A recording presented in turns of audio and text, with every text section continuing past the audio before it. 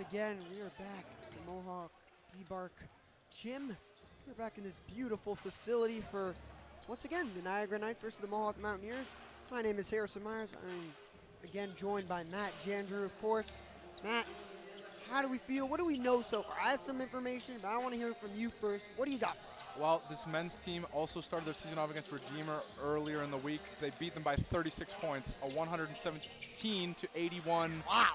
Bit of a blowout, so kind of an ideal start, I would say, and they'll be looking to continue that. They shot 54% from the field as a team, and they shot 80% from the line, so making the free throws, shooting well, good shot selection, but most importantly, they had 26 points off of the turnover, and 11 different players recorded a steal. So the entire team is, like just how we saw the women do it, are attacking. They're going to be in full press a lot, something we saw the women do, and they're going to be aggressive. It's kind of the name of the game for Mohawk Mountaineers basketball, and I'm feeling good about seeing similar results in today's matchup. As we look at now some of the standings for the men, Mountaineers are in second place. Obviously, start of the season, everybody's won one game, so big four-way, five-way tie, but we'll definitely want to continue as Niagara have also won their first game, so both teams will be tied. My stats that I have, Niagara won 84-75 versus Conestoga. They came 5th place last season, finishing 10-8.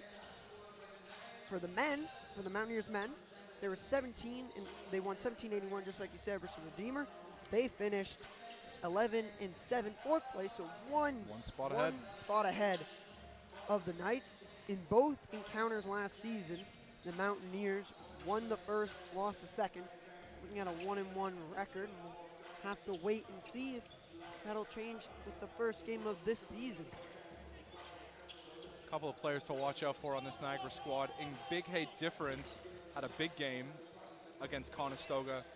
He had 6 offensive rebounds of his own. That's 1 less than the entire Mohawk squad had in their win. And he also put up a double-double. Joseph Buckley led the team with 25 points on 40% shooting. So a couple of players to watch out for. This is definitely not going to be a bit of, they're not going to be able to blow through this team, I don't think. They're going to have a tough time. This is a good interior team, good on the boards. It's going to be a great matchup. I'm really excited. And obviously they didn't win the championship like the ladies did last year, but still had a great year. Did make a run in the playoffs, didn't quite get all the way, not as far as they would have liked.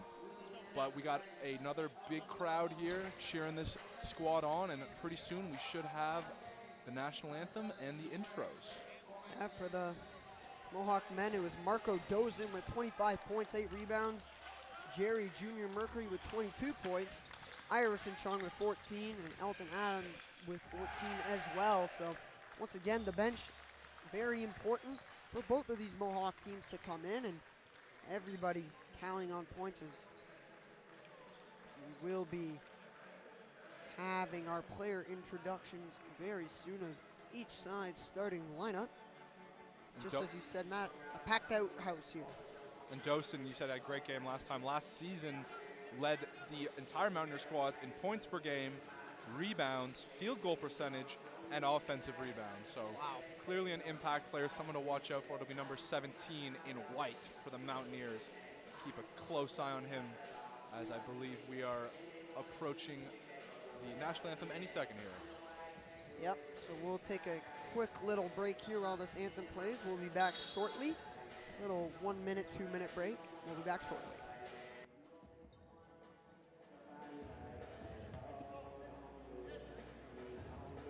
Ladies and gentlemen, welcome to the David Berry Athletic and Recreation Center for OCAA men's basketball action, featuring the visiting Niagara Knights and your Mohawk Mountaineers. Mohawk College is a proud member of the Ontario Colleges Athletic Association and has a record of fair play policy as outlined by the OCAA. Mohawk College staff and the team officials have the right to remove any spectator exhibiting unsportsmanlike, rude, and/or objectionable behavior, as well as foul language during the match, each cheered in a professional and sporting manner. We acknowledge that Mohawk College is situated on the traditional territory of the Haudenosaunee and the Anishinaabe nations, within the lands protected by the District 1 Spoon Walking Agreement, and is currently home to many Indigenous peoples from across Turtle Island. Now, if I can ask you to please rise and remove your hats for the playing of our country's national anthem.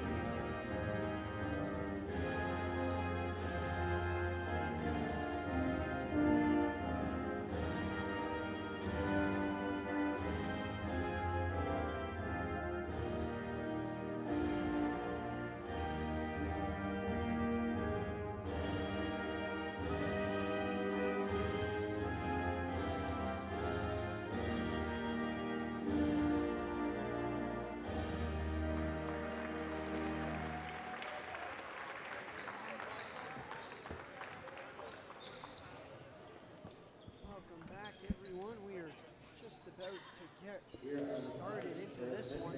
But before that, we have our starting lineups. Matt, we're going to get a nice introduction of both teams. First, it will be the Niagara Knights introduction.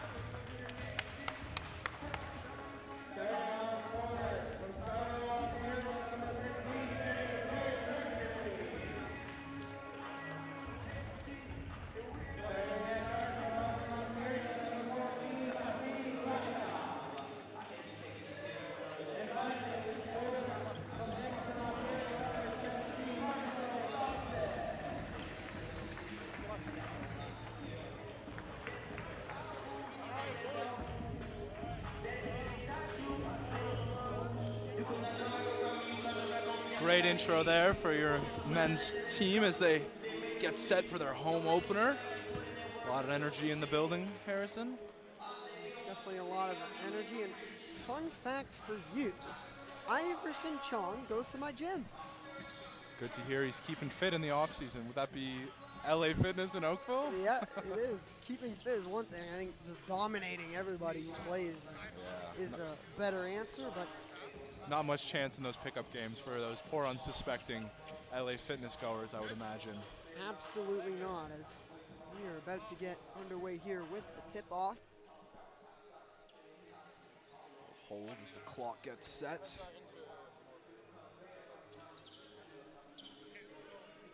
Exciting encounter between two teams who traded victories last season, finished one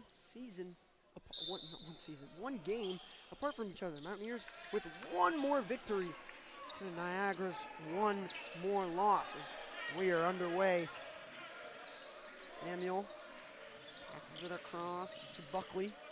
Buckley, one of the players we talked about. Inside to Igbenhi. Once again, Samuel has to play it back, but stolen away. Mercury passes across the big man Dosen. Marco Dosen, jumper short. Early forced turnover there by Mohawk. One of the things we highlighted from their last game. Jumper there from Buckley, no good. Dosen with the rebound. Dosen plays it off to Raza. Back to Dosen. In the middle, Jenkins plays Dosen. Dosen being double teamed, trying to play it out. Can't quite, somehow does to Mercury. Pass across. Raza corner three, it's good. First three coming from Kazim Raza. And he gets all of that one. Joseph Buckley, guarded by Iris and Chong.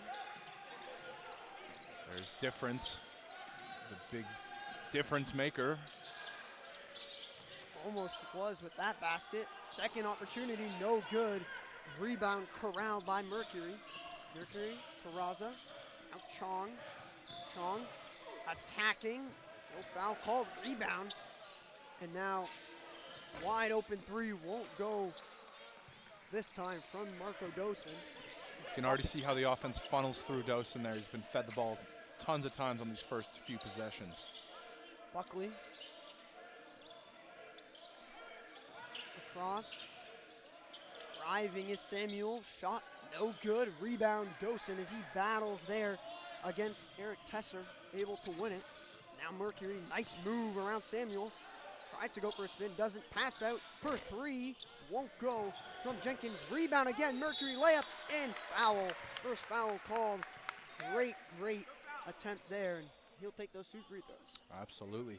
I think you can already see there's a bit of edge on the size in favor of Mohawk, and they've already come out and played really strong on the defensive end and on the offensive end in terms of rebounds. So we'll see how that plays a factor. Similar to the last Niagara Mohawk teams that played against each other not too long ago. Does seem like the size goes the Mountaineers' way. It's not to say this is a small Niagara team. They do have some big bodies, but Dosen especially is just so tall, so long. It's a hard person to contend with inside the paint.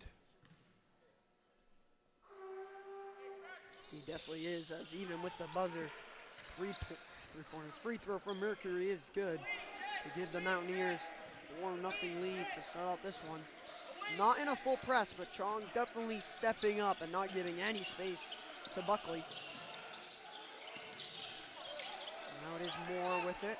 Moore. You see the screen from difference. Didn't use it. Now Samuel with the shot. No good. Rebound lands right into the lap of Tesser. Back out Buckley again. Buckley calling for a play. Wants a screen from Tesser. Does get it. Double team is there. Shot has to go up with the shot clock winding down. It does. And the fadeaway no good. Difference with the rebound and the layup. Big body, as you said, and there was one right on display. And that is what makes him so valuable, is a bit of a turnover, and now Difference coming back the other way. Difference foul there and lands back. And it is called a blocking foul onto Chong. And really had no other option. I mean, Difference obviously much bigger and taller. And Difference maybe in a little discomfort, but yeah, back-to-back plays, the offensive rebound, and then with the second chance points, and then creating the turnover, and just being too much to handle inside for an Iverson Chong win. Just an unfortunate matchup. Again, it is Raza down the side, being double teamed, try to play it out to Chong. Into the corner for three is good. Bang, there you go. Jenkins with the three, oohs and ahs from the crowd as he makes his second shot after missing his first. Once again, it's Buckley, this time against Jenkins. Buckley. Already seeing the three ball being a factor in this Mountaineers offense. Buckley across to Samuel. Chong right there, and travel called onto Samuel. Good defense. Credit there with Iris and Chong.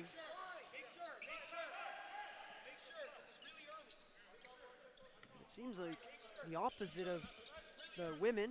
The Knights are the one that put a bit more press than the Mohawk men. Maybe they saw what the ladies team was doing and thought, hey, we'll give that a try too. And so far it's a tight game. Mohawk slightly in the edge thanks to a couple of three balls falling early. And there'll be a defensive foul, I believe. Foul is called, and Mercury will happily be okay with that.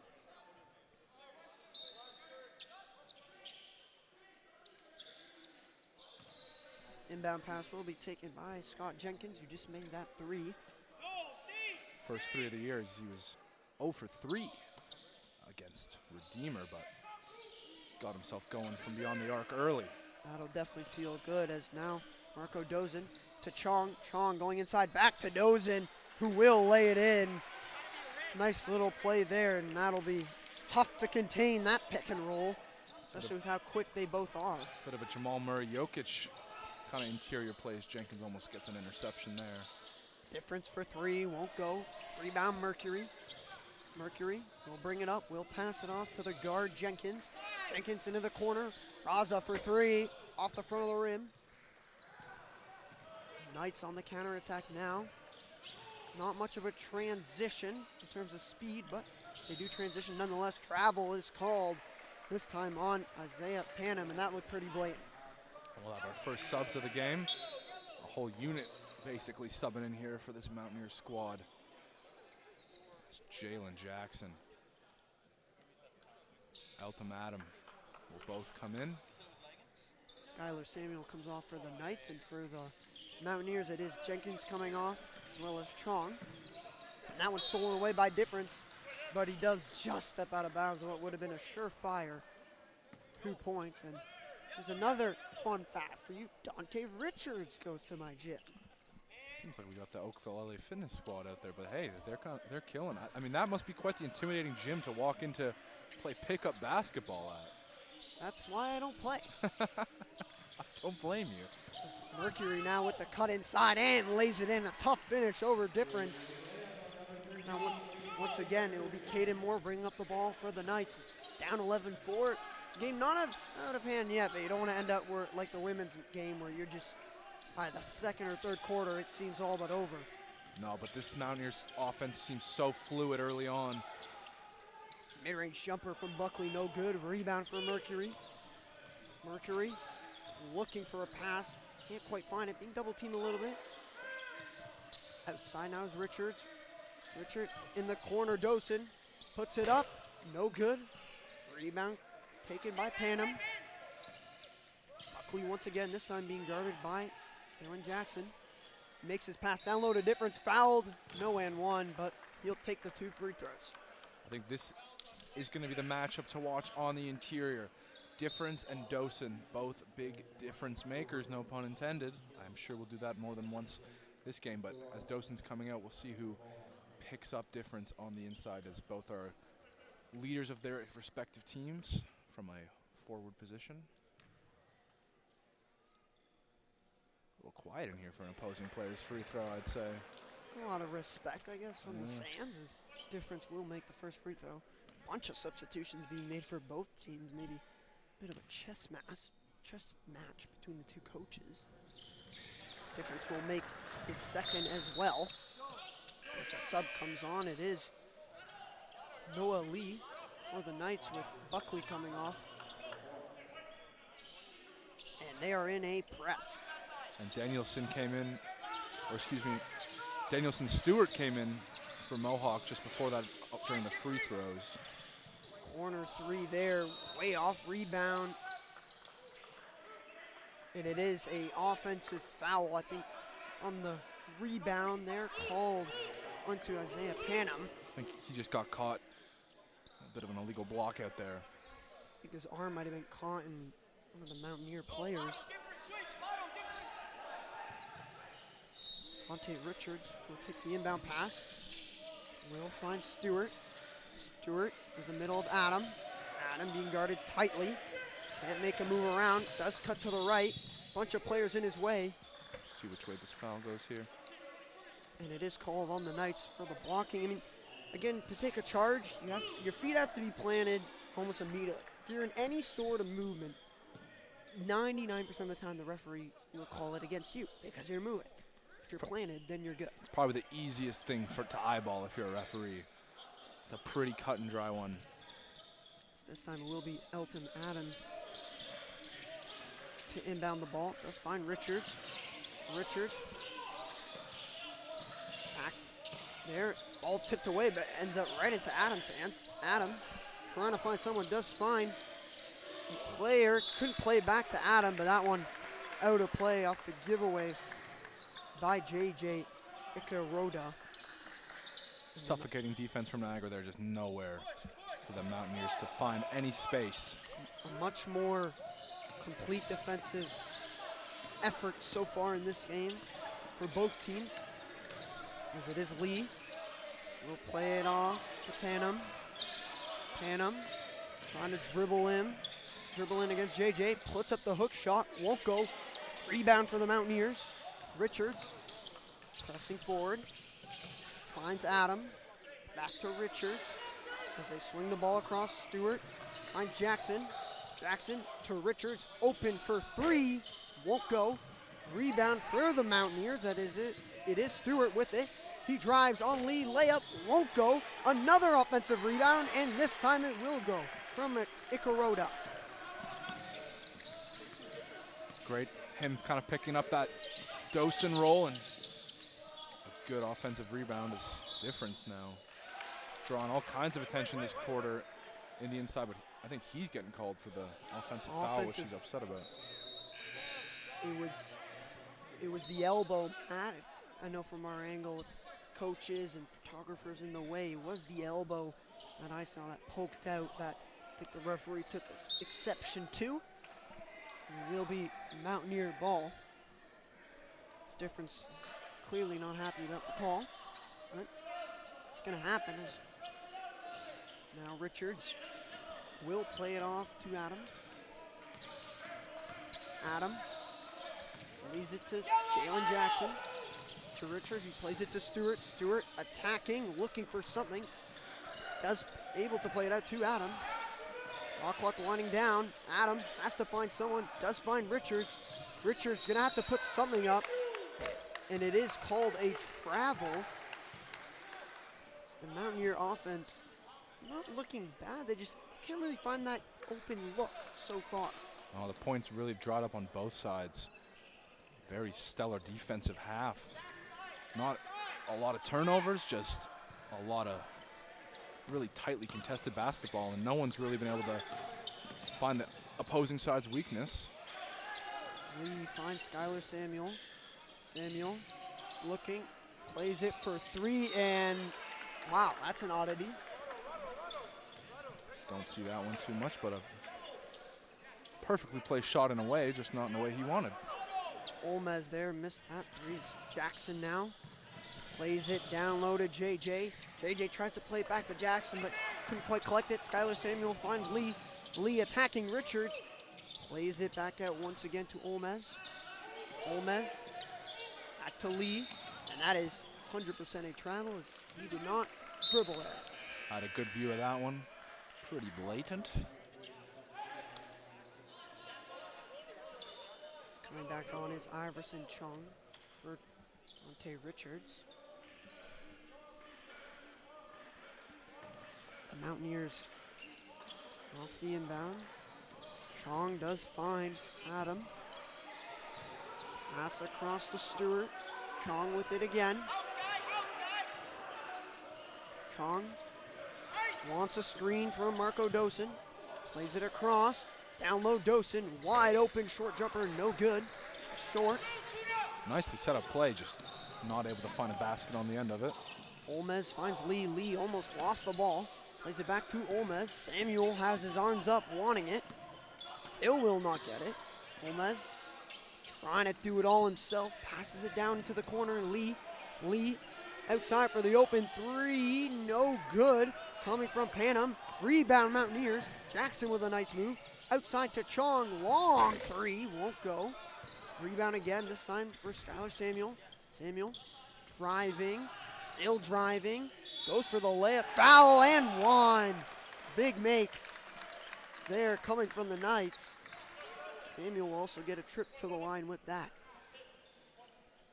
So they've been getting to the line way more frequently than this Mohawk team, and although they haven't quite had the field goal success, they're going to take points any way they can get it.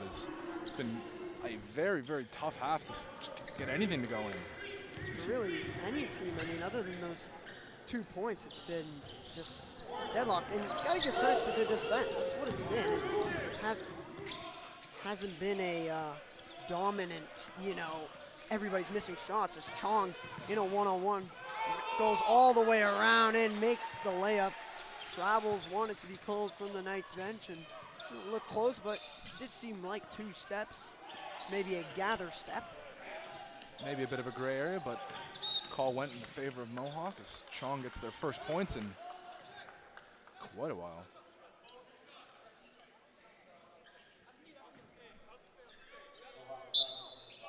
More subs for the Mountaineers. Whole squad switching out aside from Marco Dosen. Most of the starters back in. Will be at the line to take the 2 free throws.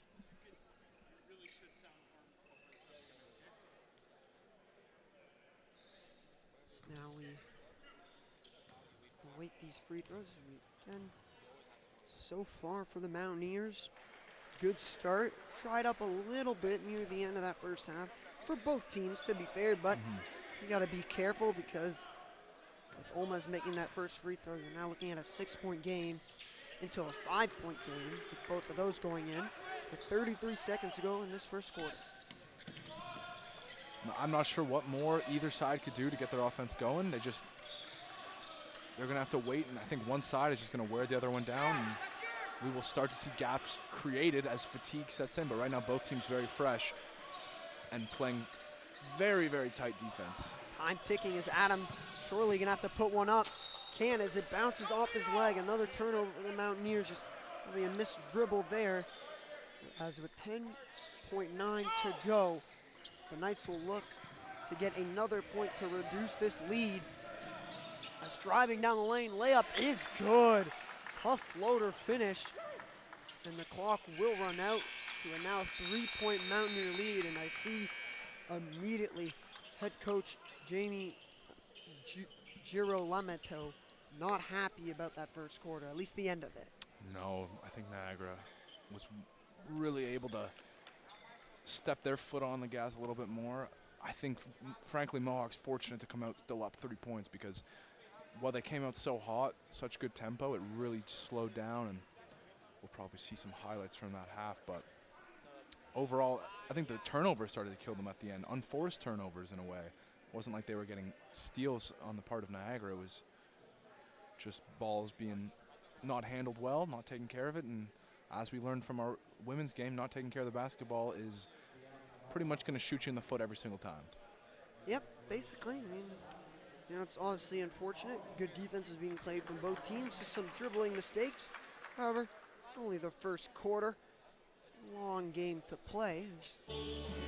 We will be a little bit of a break. Go get some food and water. As you know, we look back at that first quarter, and we do have a birthday wish. So happy birthday to whoever that is in the crowd there getting the happy birthday wish. Obviously, birthday's always a great moment, so happy birthday to them. What a better way to spend it than watching some Mohawk Mountaineers basketball. Oh, it's actually funny that it's someone's birthday. It's actually my brother's birthday today, so I'll wish him a happy birthday. Although, if the Blue Jays don't win tonight, he won't be so happy. We'll have to wait and see. Both teams now getting back onto the court. As it will be the Knights. We'll be starting with possession, now only down by 3. So a nice little run at the end there to make this a very close game. As it will be Tuna Olmez looking for a cutter, and Samuel doesn't have it. Plays it outside, but that one ends up in Jenkins' hands. Off the giveaway. Now once again, down the lane, layup. Basket does not count. Offensive foul is called against Ikaroda. I'm just looking at some of the stats from that first quarter on the Niagara side, and making the difference once again. I'll never stop making that pun. With 6 points, couple of rebounds, couple of steals, and then on the Mohawk side, no one really jumping out to a big lead in the points on the team, but Jenkins, Mercury, and Raza all with 3 points in what we've said is a pretty slow offensive game, I would say, on either end. Gomez nearly loses that one, does find Samuel. Samuel guarded by Raza. Open three for difference, way off. Once again, rebounded, collected by Adam. Here's Jenkins. Jenkins finds Dosen, plays it to Raza, back to Jenkins. No space for the Mountaineers at this moment.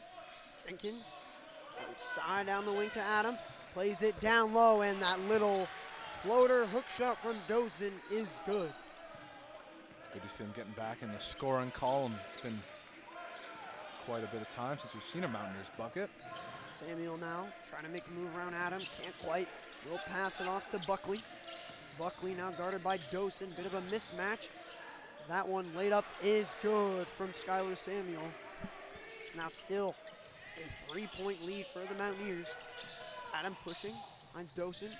Open is Mercury, pulls the three, won't go. Dosen is pushed off the ball, and they will call that a loose ball foul. So the Mountaineers will regain possession with another sub being made with Richards coming on for Adam. Dosen was a perfect 8 for 8 in their last game from the free throw line. It's always good to see a big man that can shoot. Right? Absolutely, absolutely. Not usually an attribute we attribute to big men, but I guess he's not going to the line. That's my apologies. Loose ball foul. They're not in the bonus yet. Dosen will get the ball though. Mismatch there as he makes his move around. Still going, does get the tip on the put back. That was a Greek freak looking play right there. A little Antetokounmpo battling and just getting that put back on your own rebound. It's sweet to see. I'd have to agree, as that was Chris Spann guarding Dosen. Definitely a mismatch as Buckley takes the open three, won't go. Rebound for Dosen. Dosen will carry it. Gives it off to Jenkins. Does give a hard screen. Open is Richards, fakes it. Now drives, back out Jenkins.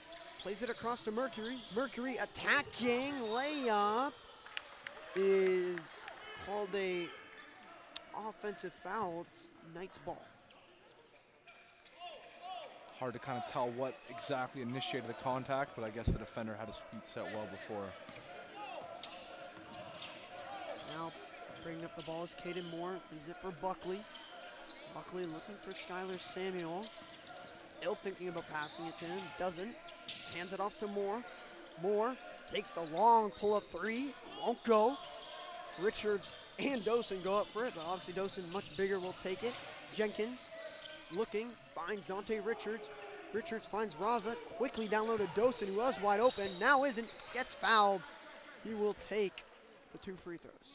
Now we'll see Dosen on the line as we saw that Dosen against difference matchup play out there, although the foul is actually attributed to Skylar Samuel. Yeah, out of the gate, smart play. They're doubling Dosen, even tripling him, trying to make sure all of his looks are as hard as they can get. You don't want to give this guy chances to get going as he makes his first free throw. Once you start heating up, especially a guy that just dropped 25 points in the last game, things could get scary. And they brought Isaiah Panum into the game. Really the only player height-wise that can match up to Dosen on this Niagara squad. Obviously difference has the size, but in pure height, Panum's listed 6'8". He looks almost a little taller from here, number 33. That three no good. Jenkins does deflect it away, but it will be Knights ball once again after Dosen made his second straight free throw. Dosen will now be subbed off for the first time. Milos Mladjan coming on. Another tall player to match up against difference here. The 2 number 10s will duel. Now within a double dribble is called against Caden Moore.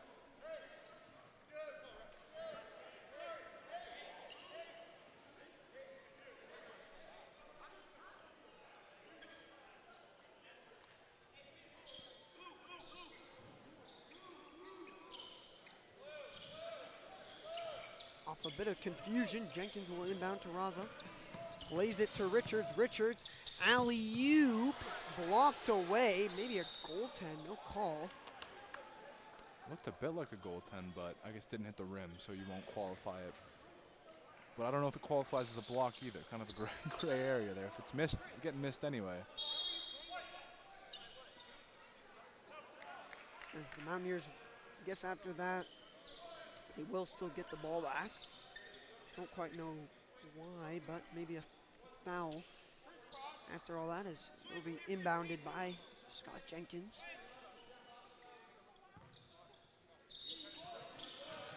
Jenkins looking, trying to find anyone. No one available. Does lob it up to Raza. Raza to Mercury. Mercury with a quick first step. Takes the jumper and gets the roll. Nice soft touch there. He'll take those 2 points. Friendly bounce never hurts. Difference gets it stolen away by Mercury once again. Has a man, gives it to Richard, lays it in. What a transition play there.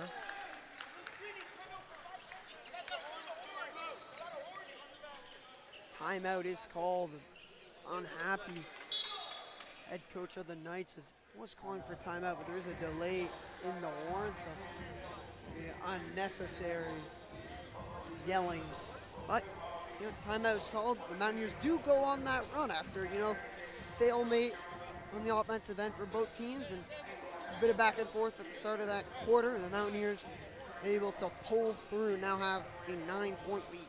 It's a 10-2 run so far in the quarter, and we saw a stellar transition play there, but overall I think they've found a way to break through that really strong defense that we saw out of the Knights in the first quarter while maintaining their own defense that we saw from them. So credit to them. I think the pace has just picked up, and one team is getting the luck. They're finally getting on the line. We didn't see them really get to the free throw line at all in the first quarter. So a couple whistles going their way never hurts as well.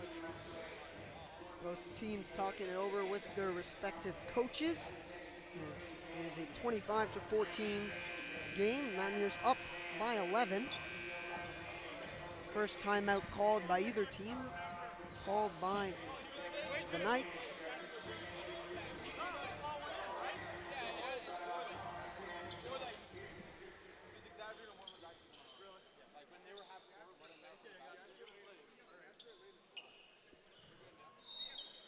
They will inbound the ball. A bit of pressure there from Scott Jenkins. Jenkins will stay on Buckley. Buckley looking for movement. Everybody moving around. Right now, we'll play it off to Span. Span drives, layup, short, rebound, deflected, left, right to Moore. Moore back out to Buckley. Buckley into the corner, Span for three, short, rebound taken by Richards. Richards to Jenkins. Jenkins, straight pull-up three, nothing but net. Bang! And Jenkins, who, like we said before, didn't make a three-pointer in this first game, is now 2 in the first half of this one. So three-point shooting definitely taking a step as they extend their lead to 14 points. As Richards' pass nearly an interception, but it'll still result in a turnover, ending up into the stands with more subs being made for the Knights. 3 players coming back on. It's Balco, Samuel, and the last one is Eric Tisar. It is Buckley coming off, as well as Moore. There will be Balkos getting his first touches in this one. Skylar Samuel off the pick, driving, kicks it out, open three, way off there, coming from Panam. Rebound for the Mountaineers, Jenkins pushing it forward, plays it to Brown, getting his first touches. Did get hit, but off the giveaway, and that one gets away from Balkos for another turnover. It will be Mountaineer ball. Jenkins going off there. He's had a good day. A couple of three-pointers, like we said, getting that aspect of his game going. Haven't really seen a lot of luck from behind the line for Niagara, though. Will certainly become more of a factor if they can't close this gap in the first half. Elton Adam subbing back on for Jenkins. Richards looking, lobs it, and the nice little tip there from... Not quite an alley-oop, but Nevertheless, that was Mlad Jean who just gave it kind of the little like how it. you doing back. You know, it doesn't always have to be a Shaquille O'Neal break the glass slam dunk to be impressive. That layup almost could have been impressive on the spin move. Mercury finds Adam. Adam steps into the three just on the right. Rebound. Mercury can't quite hang on to it, but as you said, from Ladron, nice little touch. It's nice and sweet. That one a travel called against the Knights, called against difference, but Frustration seeming to be growing on the part of the Niagara Knights towards the referee. I would say that was a fair travel call, but I think it's similar to the women's game. Although I will say the coaching staff so far hasn't said anything to the referee. We'll have to wait and see if that changes. As Richards, Raza, open. Jackson is fouled on the shot, as he will get 2 at the line.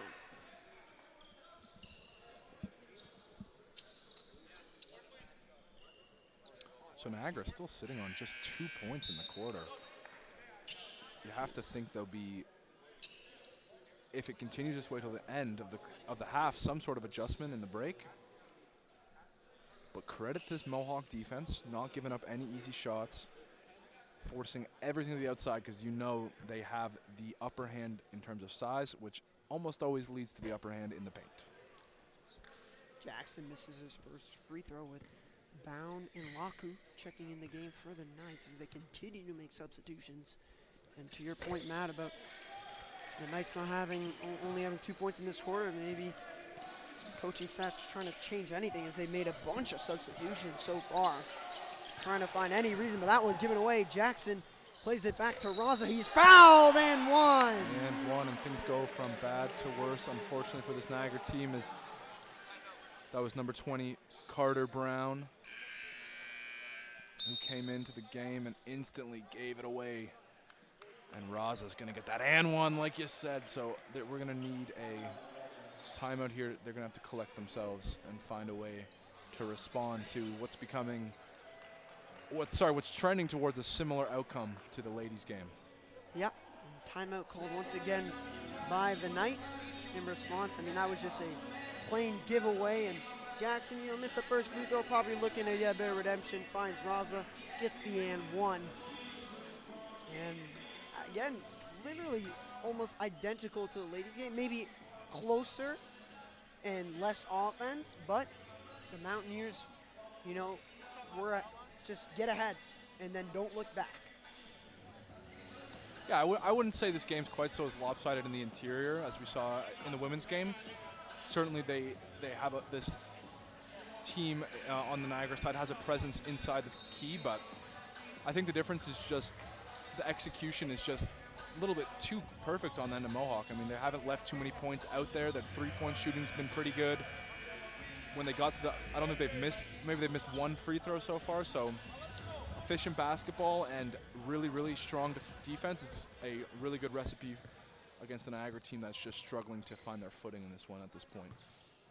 I would have to agree with that. It's still 4 minutes to go in the second quarter in the first half. If you're just joining us, my name is Harrison Myers. I'm joined with Matt Jandrew, looking at a 33-14 game. Make that 34-14 to make it a 20-point lead for the Mountaineers. And I think if you're Niagara, you're not going to probably close this gap in 4 minutes. But what you need is points on the board. You need to break this dry spell. Gomez found difference, and he was fouled there by Adam. Clear foul there. Good call from the referee. And they're going to need to get Difference and Buckley there, two kind of leading offensive forces. Get them clicking. Build a run. Even if you break even on a run towards the end of this quarter, it would be just a good way to transition yourself into the second half as Difference almost banks a three there. His closest miss for sure. Here's Dosa now down the lane. He is not fouled. Couldn't make the layup as he was just taken down. Other way comes Samuel. Samuel attacking.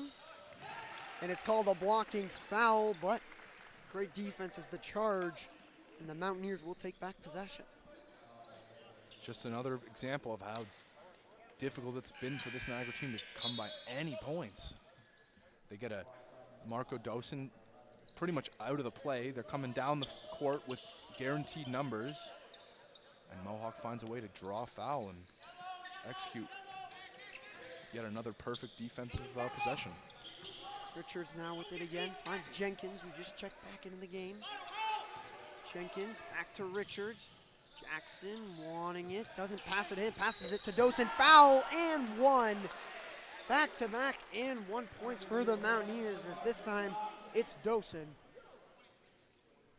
So he will get a trip at the line. We got number 24 coming in. That's Josh Ntumba, and that's going to be, I believe, his first minutes of this one, as these Niagara coaching staff is digging deep into their rotation to try to find some sort of answer. Dawson's free throw is good. He continues, just as you said, hasn't missed a free throw yet. Knock on wood. Now coming away are the Knights. Jenkins guarding Olmez. Olmez thought about the setback jumper, didn't take it. Difference now with it. Difference attacking layup, no good. Dawson the rebound. We'll find Richards, Dante Richards, attacking Olmez. Has it poked away, great defense from the Knights. That time it was difference, poking it away as Jenkins getting ready to sub on. Now Buckley, their leading scorer, coming back into the game, see if he can't be the spark that they are desperately looking for.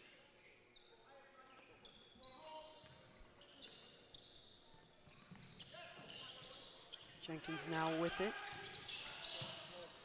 Hobbs it to Jackson, thought about the three, didn't put it up. Dawson getting double teamed. Does go out of play, and the Knights will regain possession. Mohawk now on a 22-2 run for this half, so, or this quarter, excuse me. Impressive stuff, that's for sure, as Buckley comes back in the game, and he has it stolen away by Richards. If you go to My LA Fitness, that's what you'll see a lot of. He almost gets it stolen by Olmez. Plays it to Dawson. Jackson in the corner, back to Dawson. Has a bit of a lane, double teamed. And he will take the free throws. Dawson getting himself to the line often, and it's paying off as he has not missed a free throw still. Knock on wood again. So Stewart's back in the game. Jackson coming off this time. He'll get a nice break. As you said, Stewart come back in. Dawson with 2 free throws. I don't think he's come out this quarter. They're probably looking for a chance, but every time they're going to the line, he's the one at the stripe, so not many chances for him to get a breather. I think it was Mladian that took him off once. Oh, that's true. He did come in and he had the alley-oop-esque played, shall we call it. It was beautiful, that's for sure. Yeah. Oh, Dawson Difference. finally misses a free throw as Difference dribbles right through. Difference kicks it out there to Moore with the jumper. No good. Rebound Dawson.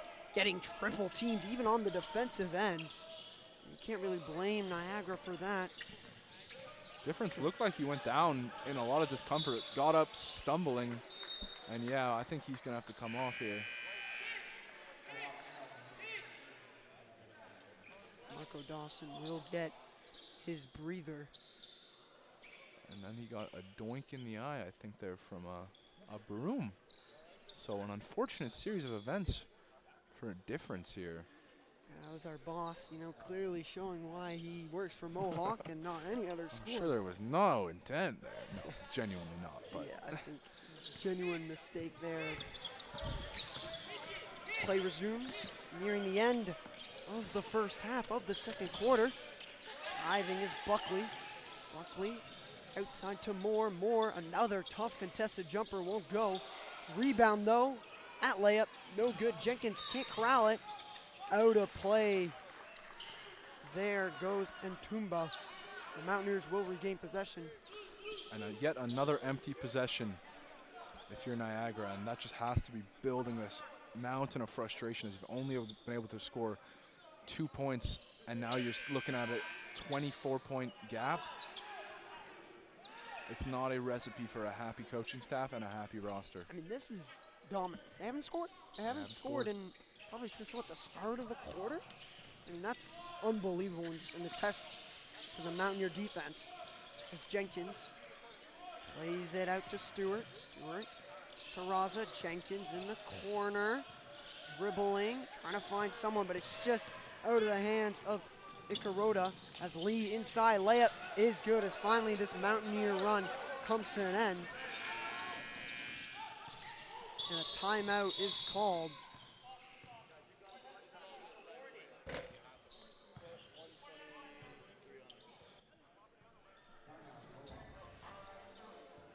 All right, so while we sit in this halftime, we'll get some Dosen highlights here. He's been on fire this second quarter, getting to the line, making a lot of good things happen, as he's a big part of why this team is up over 20 points. Take a look at some of his handiwork here in the second quarter.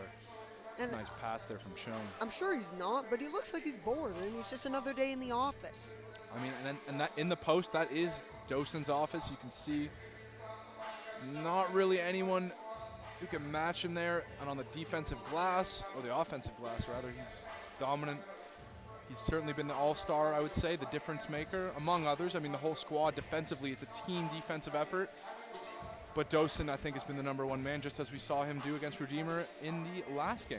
A bit like Tim Duncan, no flashy, just hard-nosed, good basketball, no reaction to any of the plays. He's just there to play, there to compete, and he's doing a great job of it. Credit to the coaching staff for putting him in this position. Absolutely. And like we said, I mean, this isn't a small Niagara team by any stretch of the imagination. I'm not saying they're overwhelmingly outmatched in terms of size, but you can clearly see that they just don't have a true answer for the length and, you know, sort of extendability of Marco Dosen. Yeah, they don't have a Serge Ibaka to defend that. That's for sure. But maybe they do now. Maybe someone will step up. We'll have to wait and see as the press is now on for the Knights. Clearly, their game plan has changed. Jenkins will find Richards. Press there as he does get doubled. The lob pass deflected away and stolen by Ntumba. Finds Lee. Lee outside of Buckley. Buckley driving on Richards. Passed out. Corner three. No good. Rebound battled for. And it does go out of play, and the Mountaineers will retain possession. And again, somehow, some way, not allowing a point to get on the board. Empty possessions after empty possessions, the story of the game for Niagara. You can see the frustration mounting on the sideline. And certainly there's an element of that you can chalk up to unlucky bounces. And Richards tripped up there. The drive on Jenkins, does his best to contest, but the basket is good. As this press working well so far for the Knights. Richards to Jenkins, great play there from Ikaroda to come back. Does get out of it. Kickball is called. The Knights regain possession. So a bit of a shifting momentum in this last 2 minutes. Unfortunately, at least for the half, it's going to be too little too late, but we'll see if this sort of newfound energy they have can carry into the new half that we're on the verge of starting. Buckley now with it. Looking. Will play it off to Olmez. Olmez to Buckley. Buckley outside to Moore, driving. Kicks it back out. Now Buckley with it again. His three. Great contest there by Jenkins. Rebound for Lee. He plays it off. Layup by Moore is good. What an effort on the inside for Lee to get an offensive glass. So not the first player that jumps to your mind when you think offensive rebound, but I think he probably just won himself a few more minutes in the second half. One of the smaller players, wide open three for Stewart. No good. Rebound, Jenkins plays it off. Layup no good. Lee can't get the pass to go forward. A good first half for the Mountaineers, but nearing the end, literally basically the last minute, they kind of slowed down. Yeah, and we saw, I mean, Niagara able to shrink that deficit down below 20 points. If they had that, if they can carry that into that second half, Harrison, do you think there's a scenario where they come back from what was before that, I mean, a really depressing kind of effort overall? Yes, but they got to start making threes. They haven't made threes. They've gotten their looks. They had all their points have come from layups, which is obviously great, but you got to start making mid-range shots. You got to make threes. Absolutely, and I mean, the one thing you can take away is you had 2 points in 8 minutes, and then you had 6 points in the last 2. So if that momentum carries on into the next half, you have a chance to come back, I think, undoubtedly. And yeah, I think overall we're just going to have to wait and see what version of the Niagara Knights we see come out of halftime. We'll take a quick break here, and you'll get to enjoy our halftime entertainment, a little youth match, and we'll be right back after this.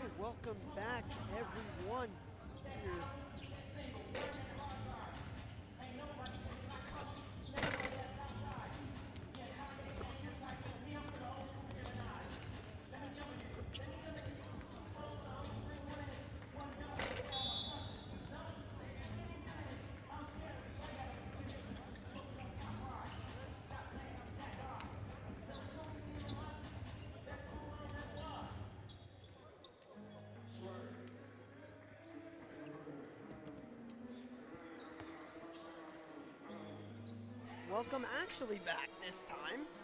We are back getting ready for the second half, third quarter. My name is Harrison Myers. I'm joined with Matt Jandrew again. Matt, what do we have? Do we have any stats? Looking at some of the best performances from that first half, Marco Dosen, just as we previewed him being an impact player coming into this game, put up 12 points, an assist, a rebound, 8 rebounds, excuse me, and he was 4 from 5 from free throw. So not perfect from free throw, but 4 for 5 is still pretty darn good. Jerry Mercury, 7 rebounds, and Dante Richard, your good, or LA Fitness buddy, has 3 assists in the first half. On the other end, Niagara, who obviously struggled until probably about 2 minutes left in that half, we would say. Tuna Olmez has 6 points, 3 rebounds, but Mohawk, I think the real tail of the tape is 22-16, favoring them in points in the paint, and they're up 15-8 in terms of points off of turnovers. So I think, in my opinion, that's been the 2 biggest areas that have led to what was a 20-point deficit up until maybe 90 seconds left in the half. I think the tail of the tape is to keep your foot on the gas pedal. We saw in that last minute maybe got a little bit too comfortable, and it led to the Knights going on a little bit of a run. Still, 18-point game with the Knights starting with the ball at the inbound coming from Caden Moore. We'll have to see if a comeback can start because, you know, just as you said, not as big as the blowout in the women's game. This is still very doable. 18 points is nothing. Couple threes and you're right back in it. And we certainly saw them get a little bit more juice in that last couple minutes, so we'll see which version of this Niagara squad we get. There's difference with it. A lot of chatter going on as Samuel drives on Jenkins, layup, no good, foul called on Raza.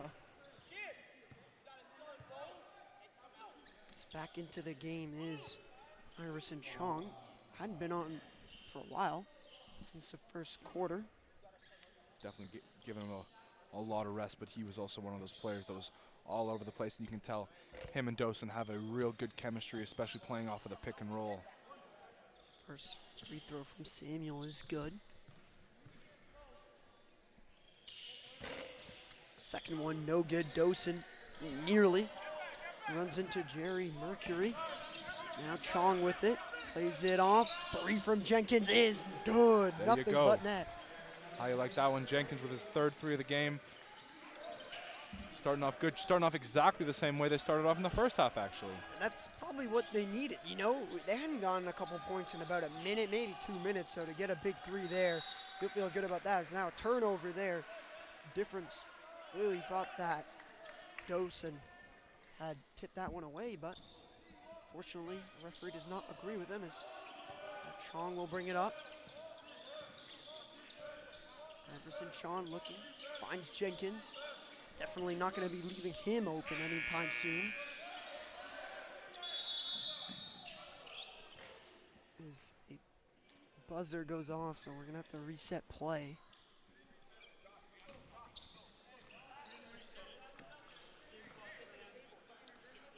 So we're going to have a few more seconds tagged on to this game clock. As Natumba, looks like he's checking in for difference there. It's probably just to give him a breather, a little bit of frustration. So, as we saw in the Mountaineer game, saw a couple players get frustrated.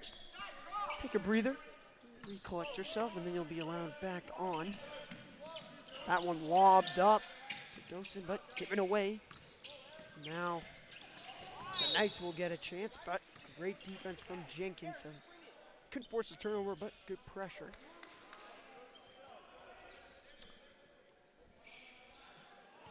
And Niagara, what really would turn the tide is just getting on some sort of, 6-2, 8-2 run. You don't have to get it all back in one go, but building that offensive continuity, having I don't know if they've really, other than that last series at the end of the half, had a back-to-back scoring, like back-to-back possessions with a score. I think that might, if I'm not mistaken, is the only time they did that. It's just hard to build any sort of fluid sort of communication offensively and sort of build that comfortability with your teammates when you're coming back frustrated nearly every possession. As a great charge collected there by Raza to give the Mountaineers possession once again. Jenkins driving, goes in, layup won't fall, rebound Samuel. Joseph Buckley, double team. couldn't quite steal it. Skylar Samuel now with it. Samuel outside to Buckley, thought about the three, now will take it from long range, won't go. As the three-point shooting woes continue for the Knights. The other way come the Mountaineers. Dawson leaves it for Chong. Iverson Chong to Dawson. Chong steps in, will drive, passes it off to Raza, layup won't go. He gets a rebound, mid-range is good. And that's when in basketball you get that second chance. Raza missed it, and by the fortunes of the basketball gods, the ball came back to him, and he was able to sink that mid-range jumper. Well, it's one of the things we talked about, obviously. Second point opportunities, and the Mountaineers have done just that in this game as foul is called onto Jenkins.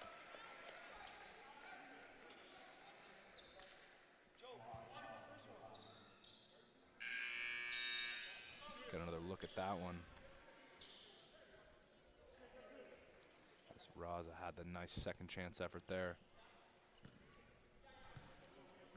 Beautiful mid-range shot as now it is Eric Tesser getting his first trip at the line, missed the first one.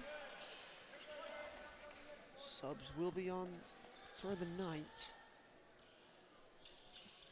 Second one does go for Tesser, sub on.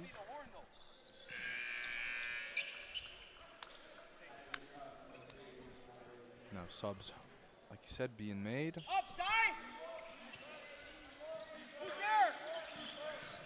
Now in a one-on-one, Iverson Chong against Skylar Samuel. Maybe the matchup that the Knights will be looking for as Mercury plays it to Jenkins. Back to Chong. Chong, beautiful jab step. Now attacks, is fouled. Beautiful play by him on a great move.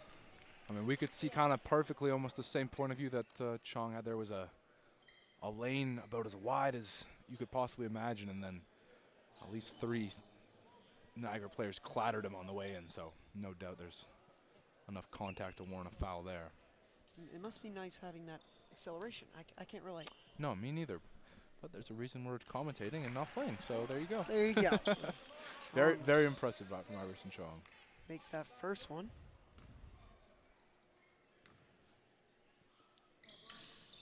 Second one is good as well. Free throw, the good free throw shooting from the Mountaineers continues. As Chong now guarding Buckley. Joseph Buckley trying to find a man, maybe a screen. Plays it off to Ntumba. Ntumba, pass across Jenkins, deflects it away. Will be kept by Samuel. Shot clock ticking. Samuel, step back three, no good. Rebound Dawson, and Dawson is fouled by Ntumba. The Mountaineers will keep the ball. Starting to feel like we're getting in another long, extended stretch where this Niagara squad is not able to find a way to get a single basket. And it's really just, I mean, you can chalk part of it up to, you know, unlucky bounces and shots not falling, but I think you have to give a lot of credit to this Mohawks entire team defense and their rebounding. Hardly any, you know, offensive rebounds being given up in this half. And we keep saying his name, but Dawson has just been absolutely a dominant presence. Chong now with it. Calling for plays as the main point guard. Plays it off to Mercury. Mercury waiting. Is being grabbed, goes for the layup, and one. It's easy for him as he gets inside, bullies his way through, and will now get a chance to make it a three-point play. Much too soft in the interior defense so far this half for Niagara. I mean, it's one thing, I mean, you're fouling him, so it's hard to say it was soft, but I mean, the space that he was given to even get in that position to be fouled is just not going to bode well for your chances getting back into this. It's like taking a stick and then putting it into the marshmallow. Yeah. That's basically what Mercury just did. Yeah.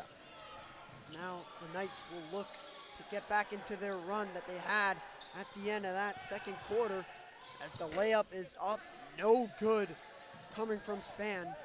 Once again, Mercury coming the other way. Great pass across. Here's the corner three, it goes! The roll to Chong. Timeout is called by the Knights. Iverson Chong getting involved in the three-point shooting and making Niagara call a timeout as we're almost up to a 30-point lead, and yet again, that unfortunately what we're seeing is that last 2 minutes of the first half was not the trend that would continue, as they've really kind of reverted back to this pretty flat offensive showing in this game if you're Niagara. Yeah, basically, and again, it comes down to the threes. The threes, they had looks, some contested, some pretty open. They haven't gone in, but for the Mountaineers, they've basically all gone in. Basically, I mean, really good percentages from just about everyone who's taken them. I mean, obviously not perfect, but like you said, I mean, if you're going to get back from a 30-point deficit, you're not going to do it pounding the ball inside, especially with kind of the way you've been losing the rebound battle. You're going to have to start going from beyond the arc, and you're going to need to go find a way to finally get yourself on a run where you're, going at least 2 for 1 in terms of scoring possessions. Yeah, you're definitely going to need either a big run on the interior or you got to make some threes. We'll have to see what changes are made for both teams. All it takes is one player getting hot, though. That's true. For the Mountaineers, it hasn't really been one player. We've seen a bunch of players step up, whether it's Scott Jenkins hitting a couple of threes, Dawson just getting every rebound he sees, making points, or Chong with the 3 in that last play. So now the Knights will be coming back. Span looking, finds Olmez. Olmez to Lee, guarded by Jenkins. Lee does not get the screen. Mercury pressing him. Outside to Lakou. He takes the shot, won't go. Dawson able to get the rebound. Great outlet pass to Jenkins. Outlet pass to Chong. Chong attacking, leaves it for Mercury, but he can't quite collect it, but it does go out of play, and it will be Mountaineer ball. Must have been off the fingers of Nintumba, as Mercury just couldn't quite get a handle on that one. And see their coach crashing out a little bit as he drops the, what do you even call that? The board? Or what is clipboard? The clipboard, that's clipboard, what it that's is. the word. Clipboard is, at least he didn't break it. You see that sometimes they smash the clipboard, but no, just, it's good to see that. He's keeping it composed, obviously not the result he's looking for, and when the calls maybe go against you, not fun either. I mean, I can almost sympathize with him a little bit. I mean, it's not like, it doesn't feel like, as we watch Iverson Chong drive the lane and score, it doesn't feel like there's that big of a discrepancy in terms of talent. I mean, you look at that first quarter, couldn't have had a tighter first quarter defensively from both ends. I just feel like Mohawk is finding a way just to continue to put the pressure on time after time. Now Raza maybe looking for a big jam, but we'll settle with that. And I think to your point, Matt, they made shots. The Mountaineers have just made more shots, and they've made more threes, and that'll just add up as the Knights have struggled offensively. It sounds like the most rudimentary basketball commentary you could possibly have, but ball go in net, you win. So unfortunately, too many empty possessions are just haunting, as finally Niagara kind of breaks a long couple minutes there without a score. Great pass there from Ntumba to the cutting Span for the and one basket. Subs being made now for the Mountaineers, with Chong coming off as well as Mercury. Coming on is Adam and Stewart. So another look at that impressive interior score by Raza there. Quickly up is Dawson, leaving it for Adam. Just checked in, he is doubled, looking for help. Finds Dawson, who plays it back to Adam, who makes the layup. Great little give and go right there. Feels like their pace is only intensified in the last couple minutes, and they're really playing a lot of downhill basketball. Just they're at this point saying, we're better than you, and we're going to run the ball down your throat every time and see if you can stop us. And so far, unfortunately, they haven't been able to do that. Lee with the move there does get fouled by Jenkins on the shot. Coming on now will be Dawson coming off from Mladen. Coming back on, and that clearly is, the center to center substitutions, 2 huge guys. Coming on as well will be Raif Kalura. Kalura is getting his first minutes of this one with the goggles, cream goggles. Gotta love a goggles look. I mean, you always assume it's medical is probably an eye vision thing, but see if you can channel some Kareem Abdul-Jabbar with those goggles on there. Jenkins with a bit of a heat check, no good. Adam runs into a brick wall, that is Span. Jenkins tried to win it back, thankfully able to hold himself so he didn't go crashing into a little kid who, with a Jordan shirt, don't think she could quite turn into Air Jordan there and get out of there, so good on Jenkins to slow his roll.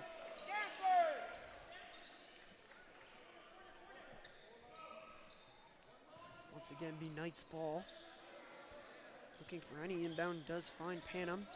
Panam couldn't quite find Olmaz right back. Still with it, looking, finds Span. Span dribbles, makes the move, jumper is good. With a hand in his face. Heavily contested, good defense, better offense. Now Adam will try to come back with his own couple points. Finds Stewart. Stewart looking, gives it away as it rolls off his finger. Now Span dribbling in, blocked away by Raza. Second chance point, no good. Another rebound for Span, and this time he puts it in. Timeout called for the Mountaineers. Signs of life from this Niagara squad, especially from Span there. Kind of putting the team on his back great. Can't even call it second, it's more like the third or the fourth chance bucket scored on that last one. So good looks. I mean, still have a mountain to climb to get back into this one, but hey, one bucket at a time. You know what? I once heard a soccer general manager say after losing the first leg, I think it was 2-0, well, mountains are there to be climbed. So very true. I'm sure if you're the Knights, you'll want to climb that mountain. You have about 13 minutes left in total, including the fourth quarter, so very doable, obviously. You're not in a situation where it becomes mathematically impossible. As we look back on this last play by Span with a great rebound. And we've seen bursts. I mean, it's a similar sequence, excuse me, to the end of the first half, where Mohawk maybe looked a little bit flat-footed and maybe they get a little bit comfortable. I mean, it's hard to kind of keep your game face on when you're up, 30 points, 28 points. So see if they can kind of collect themselves and get back to the basketball that got them up this much. Yeah, and obviously you can see they're putting in some reserves, some players that are not on the starting lineup that maybe haven't played that much. So obviously maybe that's why production does go down for players just coming off the bench, but see what they can do. Still, once again, it is one of those players, Kalura, getting his first touches, leaves it for Adam. Adam plays it low to Stewart, finds Raza, open for three, nothing but net. Splash, there we go. And just like that, all the worries are washed away as that excellent three-point shooting we've highlighted today is continued. I just feel like any big three for the Mountaineers is a dagger to the Knights' heart as that shot from Olmaz is off. You get the rebound back. Lee pulls up for three. No good. Another rebound for the Knights. Now the big man outside is Panam. Guarded by Raza. Has to put it up. Foul is called. Offensive foul. And good job by Raza. Not undersized, but definitely was a mismatch, and he's still able to get the turnover. I mean, if you get your body in the way with the right timing, it's hard not to, but you could see the push there pretty clear as day. Especially when it's a bigger guy against a smaller guy, it is even more likely that the rest will call it. So Raza is now subbed off for Jackson. Once again, Mountaineers in control. Kalora passes it to Adam in a bit of a zone defense. Are the Knights? As Kalora does go over and back, it did look like his foot did just step over the Mountaineer logo. As it can be hard to tell because there is the line, but then right in the middle is just the logo, but it did seem like he stepped out. Once again, the Knights will receive commands from their coach. Can they get points on the board? In desperate need as Lee finds Olmaz. Olmaz leaves it off for Panam for three. It's good. What feels like the first three, at least in the second half, maybe in the whole game, for the Knights has arrived. Finally, a bit of good shooting from them as we get a turnover and now a fast break the other way. That one is blocked. What a block coming from Adam there as Elton Adam gets all the way up, and now a transition leaves it for Jackson, and that is a dangerous Elton foul. Adam, though, ugh. I mean, nasty block. It seemed like the same play happened on both ends there. The only difference is that was a dangerous foul. As we'll look back on Hey, that look one. at that. Swat. Dirty, dirty, dirty block there. Ultimatum coming out of the game, but certainly put his imprint on that one as he, a nice little chase down effort there. I think he got robbed there of a bigger crowd reaction. I think the crowd was stunned, if anything, that he got there. Well, he certainly won our praise and awe there because that was a good block, the best block we've seen of the day from either game. Jackson will get the second free throw to go. His lead now with it for the Knights. Getting guarded by Jenkins, who checked back into this game. Gives it to Olmez, back to Lee. Receives a screen there from Panam. Back to Olmez. Olmez drives. Layup. Called a foul there. So the whistle's going a little bit more Niagara's way in the last little go of things. They've had a number of chances at the line. Foul call on Iverson Chung there. His first free throw is good. Tuna Olmez. It is a 30, just less than a 30-point lead for the Mountaineers. The second free throw is good, nearing the end of the third quarter, and it's almost mathematically impossible as Chong attacks, kicks it out to Jenkins. Now Stewart with it, driving, jab steps in, and it is called, I think, a foul by the reaction of both teams. Sure was Stewart going to the line.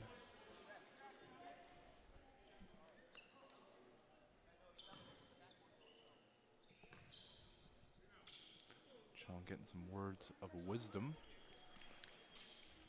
He's really the leader of this team, one of the long-standing players. As Stewart will be taking his second free throw.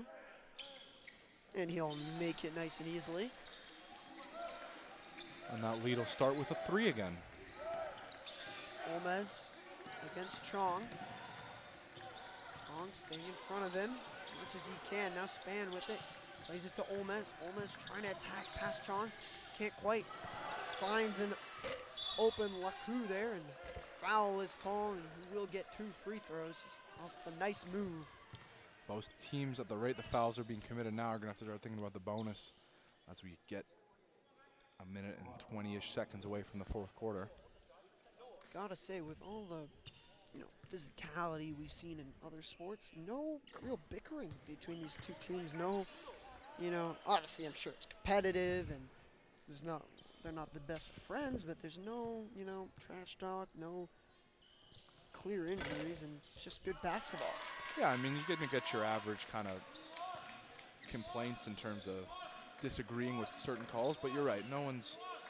I mean, we've only seen one tech all day, and not even in this game. It was in the women's game. Sprong with a nifty pass down low to Mladjan, and it will be a foul called, and he'll get 2 shots at the line.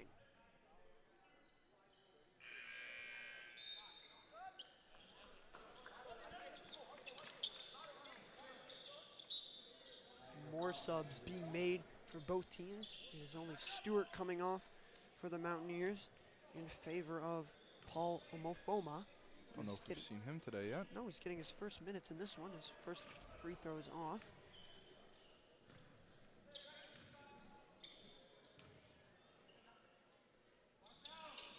Mladjan's second free throw is good. And yeah, as you said, haven't seen Omofoma yet. So he'll get his first chances in this one as Lee attacking, leaves it for Span. The layup, no good, great block there, and the second shot and one is good from Span.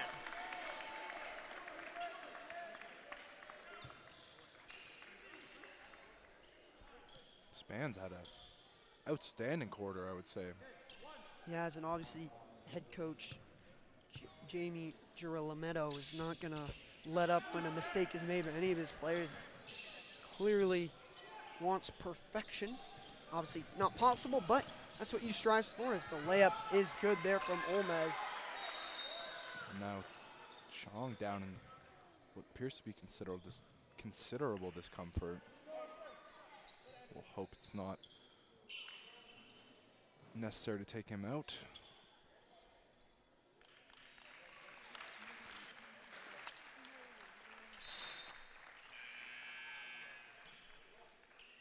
Seems to be holding left leg. Definitely not as bad as it may have looked in the beginning, as he just seemed to trip off of Foma, his own teammate. Yeah, I kind of see the awkward fall in that replay there, but game rolls on. Adam check back into this game after that sensational ball. Jackson as well to Jenkins. Jenkins double teamed a little bit. Adam driving, looking for help as good zone defense coming from the Knights. Jenkins almost loses it, gets pushed out. Will be called a foul. Sorry, no, actually it will be a turnover, and the Knights will reclaim possession. It's Lee with it. Guarded by Elton Adam. Adam staying in front of him. Now in Tumba. Leaves it off for Chris Span. Span attacking, layup, won't go. Big rebound to keep it alive. Coming from Tesser. Shot clock winding down, stolen away. Jackson is fouled. The Mountaineers will get free throw shots. Yeah. Yep, they're in the bonus now in the dying seconds here, so see if Jalen Jackson can tag a couple more points on this lead. It's been brought down to 25, just 25 points, which sounds funny to say, but was up to as much as almost 38, I believe, at one point. Jackson makes no mistake on the first one. Second free throw is good once again. More subs being made as once again it is Jenkins taken off. We'll have to wait and see what the report is on Iris and Chong. Definitely not a guy you want to see down and hurt. As a loose ball there, Lee able to pick it up. Definitely a travel. As don't know what he could be complaining about, as he took 2 steps, then took another stutter step. And to my mathematical expertise, which is very limited, that is 3, Matt. I believe my also limited mathematical expertise would match up with your, conclusion there. And 27 points for Mohawk in that quarter to just 17 for Niagara. However, I mean, that's double the amount of points they scored in that abysmal second quarter. So some good, some bad. You're down 27 points. You're probably not looking. The only reason I say it looks very unlikely for them to come back as we get some highlights here is the 3-point shooting is just not been there. It improved a little bit. We saw a couple of threes fall, but it's going to be hard to come back with this Mohawk defense playing the way it is without the 3-ball falling. Yeah, the problem is for Niagara, after a good quarter where you only got outscored by 10, you were already down by 20 before this. So you needed to literally not let Mohawk score at all to be back into it, and they were unable to do it as the Mountaineers continue to show their 3-point shooting and great overall teamwork.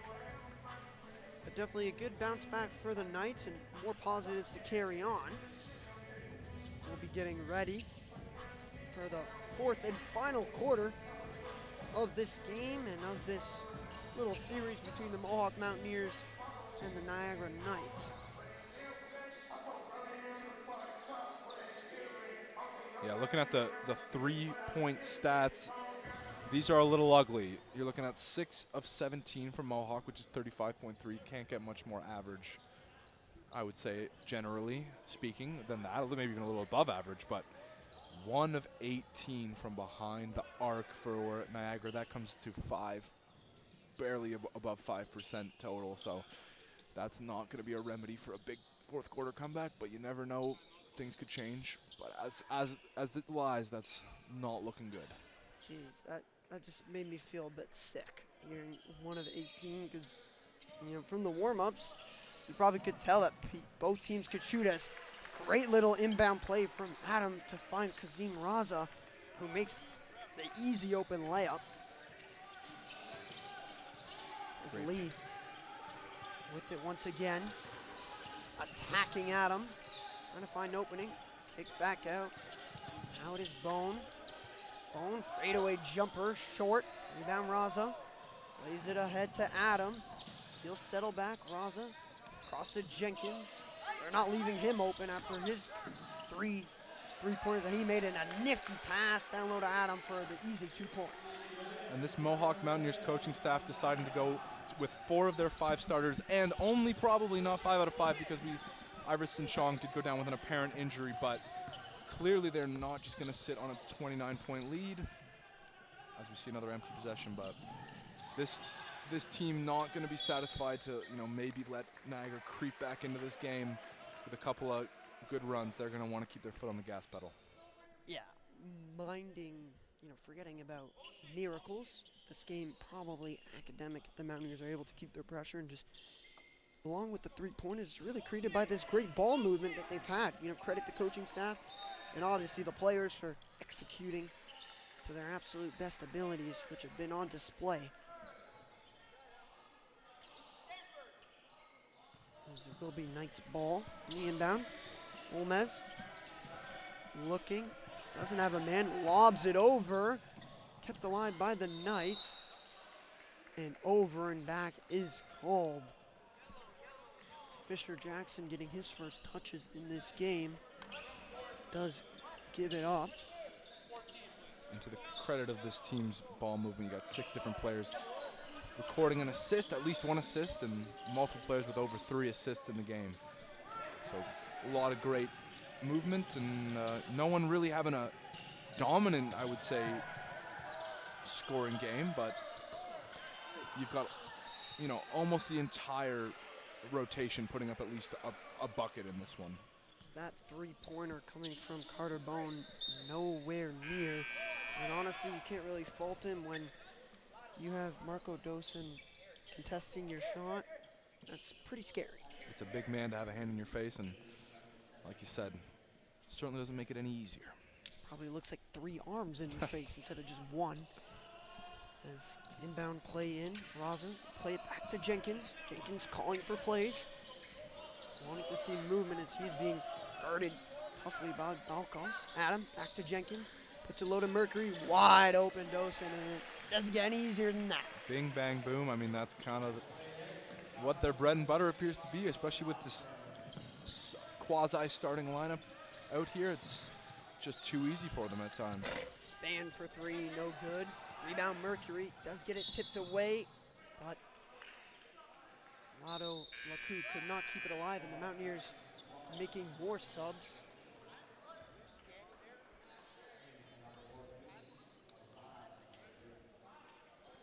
So now we see these deeper rotation players coming back in. We're still with Dosen on the floor and Adam. Adam plays it inside, layup. Couldn't tell if that was a block or if it was no good. Hard to say. I think it was a missed field goal, but there was a fingertip on that. Spans 3-pointer, no good once again. Rebound for the Knights. Balkos attacking, leaves it back out, and Tumba not putting that one up. 3 on its way, short coming from Laku, the only man to score 3 for the Knights. That one tipped away by Span, but couldn't keep it alive. Couple of miscues there, lucky not a turnover, but obviously when you have players who haven't gotten quite as many minutes in the game, there's still maybe a little bit of rust on those wheels. Adam with the great pass, left off, gets it back, attacking, tries to play it low, couldn't quite get some sort of look. Shot clock winding down, and that one is put up and just off the rim. Big rebound coming from Brown. Brown blocked, still has it. Looking for teammates, puts it in the corner, on the side for 3. It's good. Marco Dosen from downtown. So wish.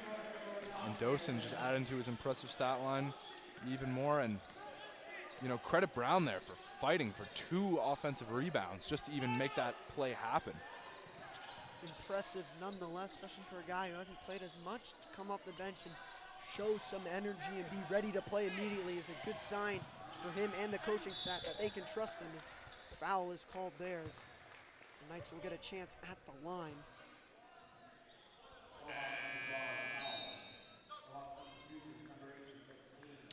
That's Stewart and Irakota coming back into play. So the remaining starters will come off of the court here, perhaps for the last time in this contest. Depending on how the Knights perform, I would assume you probably wouldn't see many starters come back, and definitely not the full starting lineup, as second free throw is good from Bone.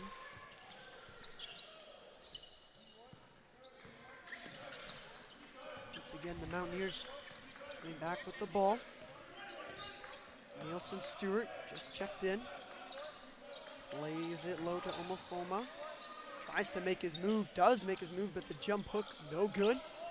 The Knights transition as Bone attacking. Layup is good. Back-to-back points for him. See what the Mountaineers can do to respond. As Stewart leaves it off to Kalura.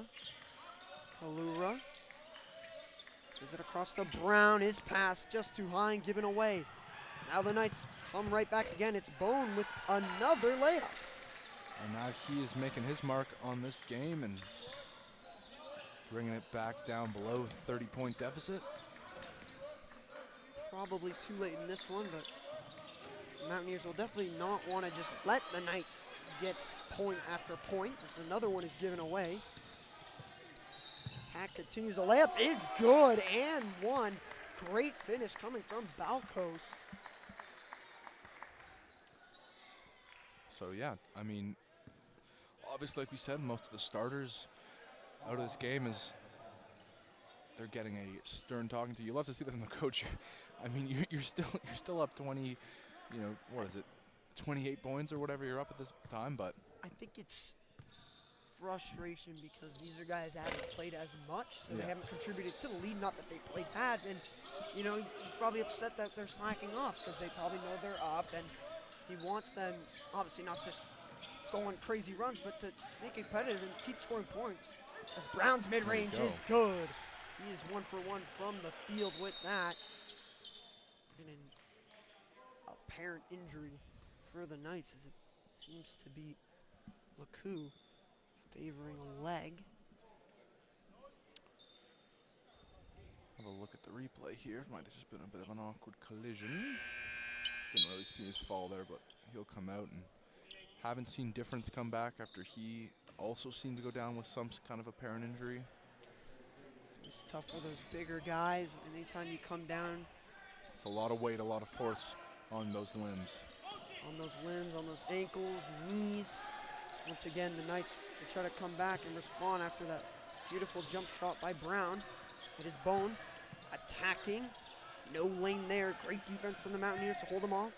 Alcos with this. Shot clock 1 down to 5. Makes his move around. 2 great dribbles. Is fouled. And we'll take those 2 free throws with the shot clock winding down.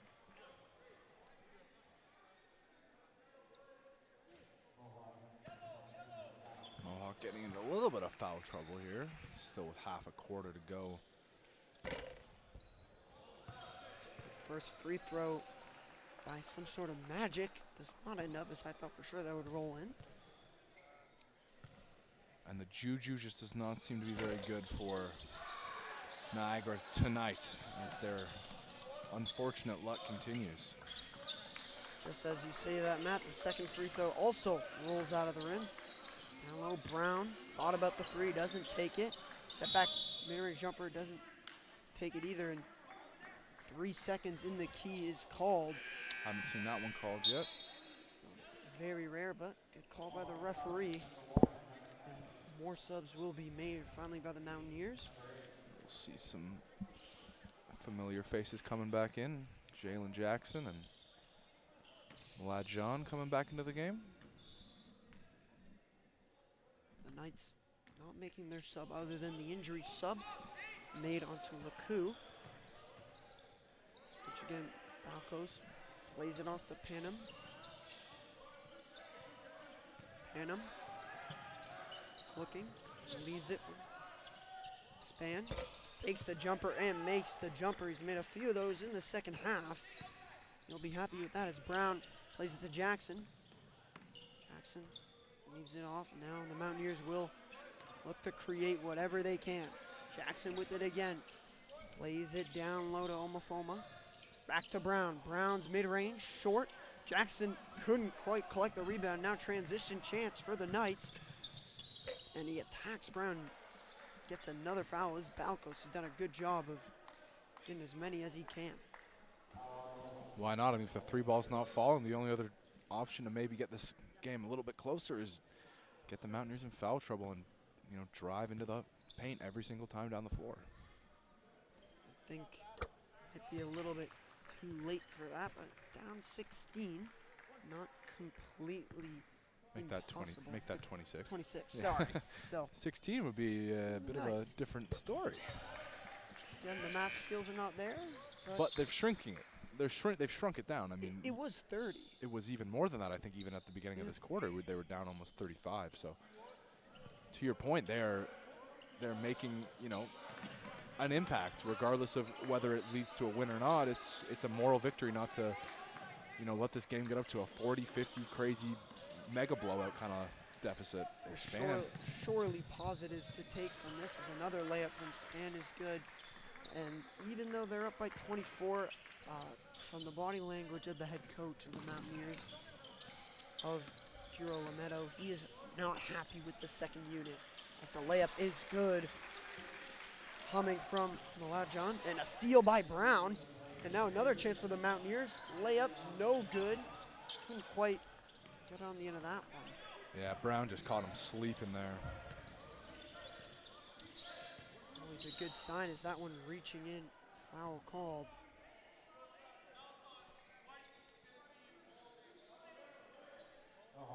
So once again, thanks to the bonus, the Knights will get another chance at the free throw line with Isaiah Panum.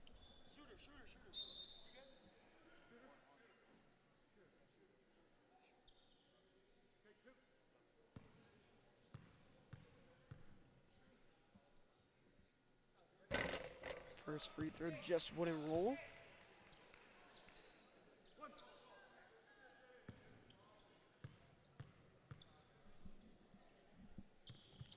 Second free throw, this time off the back of the rim. Now the Mountaineers maybe looking to push up transition. Brown looking, makes the pass across. In the corner, Jackson for three, just short. Rebound, somehow goes back to Jackson, makes his move around, and lays it in. Nice second effort there from Jackson. Finding a way to capitalize on his missed three. Kind of breaks a bit of a run going the other way. Does. It was a little bit of point string by the Mountaineers. His layup this time is good from Panum to silence the run after missing the two free throws. Now Brown trying to dribble past Balcos, loses it, does get it back. We'll try to reset it now with Kalura with it. Kalura back to Brown. Jackson down low to a wide open Lajon. Leaves it for Jackson. Jackson will take the three. Off. Rebound for the Knights. Stolen away immediately. Jackson outlet pass just out of the reach of Omofoma. And subs will be made for the Knights lead, checking back in. And it's interesting to note that right now they're sitting 15-15 in terms of score in the fourth. So while it's not going to lead to a win, they've drawn even in this fourth quarter. I will say for the Mountaineers, their starters aren't on, and it is the second unit. Of course. And that's not disrespectful to the second unit, because they are going up against some of the starting roster of the Knights who are still playing 100%. Not the Mountaineers aren't, but they're playing for pride right now. So it's definitely a difficult situation. But to your credit, Matt, you know, it's a good point. Very tight through this fourth. If you're the second unit, I mean, this is your time to get in. I mean, I know you're up 25 points at the moment, but you know, this is your moment to show what you can do, because this is probably more of the fourth quarter than the second unit would normally see in a game that wasn't such a far, you know, such a huge blowout. Mountaineers off the two missed free throws. Coming right back again, in the foul committed by Bone. Subs being made for the Knights. And it will be Ntumba coming off in favor of Fisher Jackson.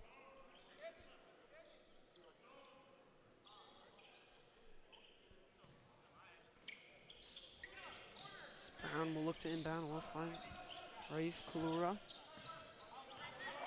Kalura plays it to Jackson. Jackson, down low to Mlajon. Plays it across to Brown. Brown attacking, layup, no good.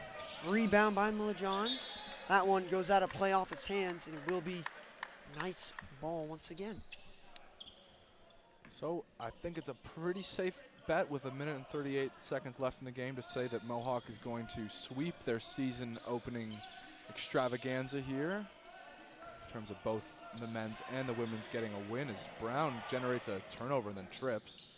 Oh, slam dunk alert. Finally we see a slam. Okay. Can we count that as an assist to Brown? I think you should give it to him because it went off of him, but Jalen Jackson, we hadn't seen one all game, so whether or not it really counts and matters too much in terms of the outcome of the game, because let's be honest, it's been settled for a while, but still nice to see. Oh! Kalura. Almost a dangerous looking fall. Luckily, everyone seems to be okay, though. Gotta look at that dunk. Bang.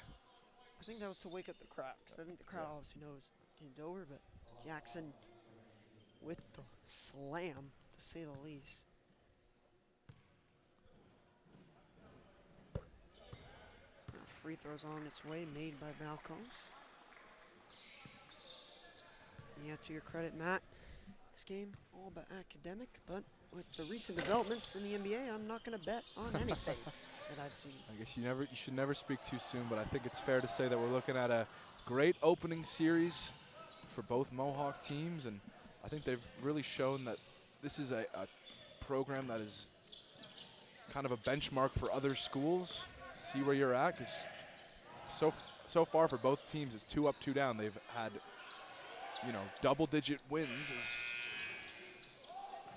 almost a shot clock violation there. Span now attacking, going for his own dunk, but he turns it into a very nice layup, and now with no shot clock, 20 seconds, it is academic. The Mountaineers will hold on to this one to win this game 82-57, and a comfortable victory in the last couple quarters.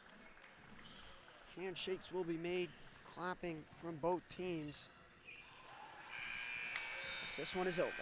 This one is over. We're looking at a 25-point victory for your Mohawk Mountaineers men's squad. Commend Niagara. They did not give up. They played hard for 4 quarters. Sometimes, you're going to get beat like this, but a lot of great things to take away from this game. Good team effort, and hopefully everyone who went out of the game due to some apparent injury is okay, and that we see them in the near future as the handshake line will wrap up what's been a really fun evening. I think I'll give credit, as you said, to Niagara for not giving up. The women's side didn't give up either, but weren't able to put up as much as a fight. And then we're able to do that and bring it back. As we said, it was literally tied in terms of points in the quarter, not tied in the game score. But if you look at a couple highlights, it was the threes. They made all the threes, the Mountaineers. Well, Niagara, I think, went 1 for 20 maybe at the end of it, which is probably unacceptable for the coaching staff. If you're going to fall down, if you're not, you have to find a facet of the game that you can compete in. Obviously, they couldn't. They found out after early on in the game they couldn't compete in the paint. And then when the Mountaineers shooters really started to pick it up, they found out they couldn't compete in that area as well. So that's kind of the recipe for a blowout loss like this. If you're Mohawk, though, back-to-back wins over 20 points. You got to be feeling good. You got to be looking forward to the next game, and you got to just be thinking, we got to build upon this and prove that we are one of the best basketball programs in all of the OCAA. For sure, and we'll be back, me and Matt, on Wednesday with some volleyball right here. So we'll see you then. This is Harrison Myers and Matt Jandrew. We are going to be signing off. Thank you all, and see you next time.